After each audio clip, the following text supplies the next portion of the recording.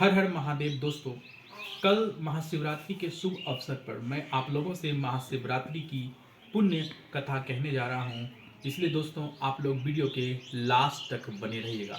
दोस्तों, पुरातन काल में चित्रभानु नामक एक शिकारी था जिसने साहूकार से कुछ ऋण ले रखा था।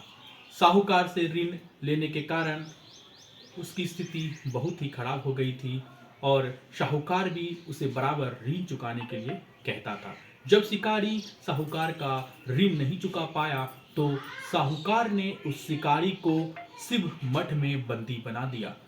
संजोग से उस दिन महाशिवरात्रि का दिन ही था। जब साहूकार अपने यहाँ महाशिवरात्रि की व्रत कथा करवा रहा था तो शिकारी भी उस कथा को ध्यानपूर्वक सुन रहा था। उसके बाद जब कथा समाप्त हुई तो साहूकार ने शिकारी को अपने पास बुलाया तब शिकारी ने उससे कहा कि मुझे एक दिन की मोहलत दीजिए, मैं आपका ऋण चुका दूंगा। उसने ऋण चुकाने का वचन साहूकार को दे दिया। इस पर साहूकार ने उसे छोड़ दिया। तब शिकारी वन में चला गया और एक बेल के पेड़ के ऊपर चढ़ गया।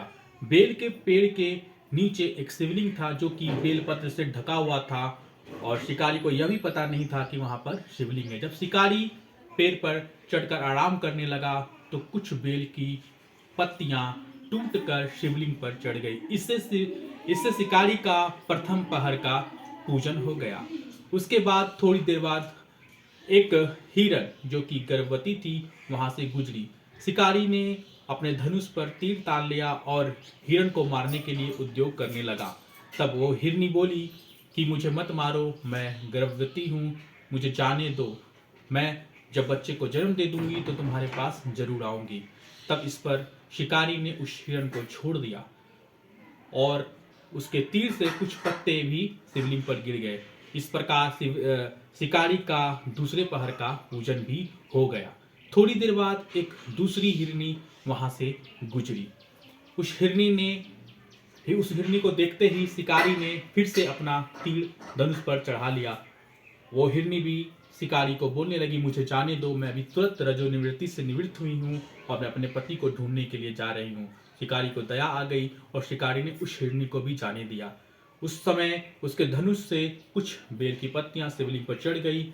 इस प्रकार उस शिकारी का तृतीय पहर का पूजन भी हो गया।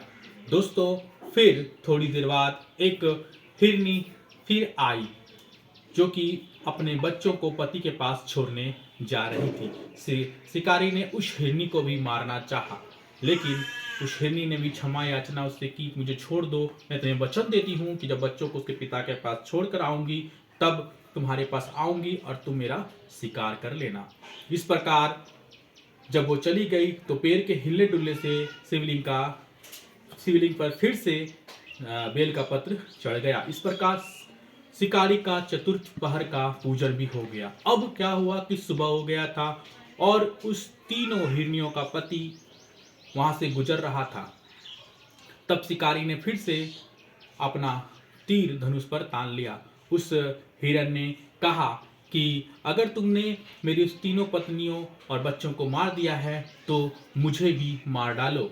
अगर तुमने उन तीनों को छोड़ दिया है तो मैं तुमसे हाथ जोड़कर क्षमा याचना करता हूँ, मुझे छोड़ दो और मैं तुम्हें यह भी वचन देता हूँ कि मैं उन तीनों से मिलने के बाद तुम्हारे पास अवश्य शिकार बनने के लिए आ जाऊंगा। इस पर शिकारी ने उसे भी छोड़ दिया। जब शिकारी ने संयोग से भगवान शिव के चारों प्रहर का पूजन कर लिया तब इससे शिकारी का हृदय परिवर्तन हो गया। कुछ ही समय बाद वो पूरा मृग परिवार, हिरण परिवार उसके सामने था और वो कह रहा था कि अब हमारा शिकार कर लीजिए। लेकिन ये हृदय परिवर्तन के कारण उसने कहा कि तुम लोग जाओ, अब मुझे तुम्हारा शिकार नहीं करना है। और भगवान शिव की कृपा से वह शिकारी ऋण मुक्त भी हो गया।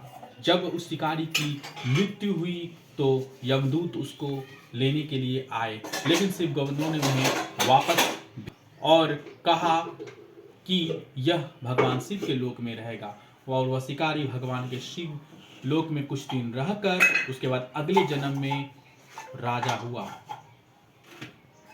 दोस्तों, इस प्रकार भगवान शिव के महाशिवरात्रि की व्रत की कथा पूर्ण हुई। दोस्तों, इसी तरह की कथा जानने के लिए, इसी तरह की जानकारी के लिए मेरे इस चैनल को सब्सक्राइब करें और इस वीडियो को अधिक से अधिक शेयर करें, ताकि अधिक से अधिक शिव भक्त लोग इस कथा को सुन सके और पुण्य के भागीदारी बन सके। कमेंट में दोस्तों हर हर महादेव जरूर लिखें।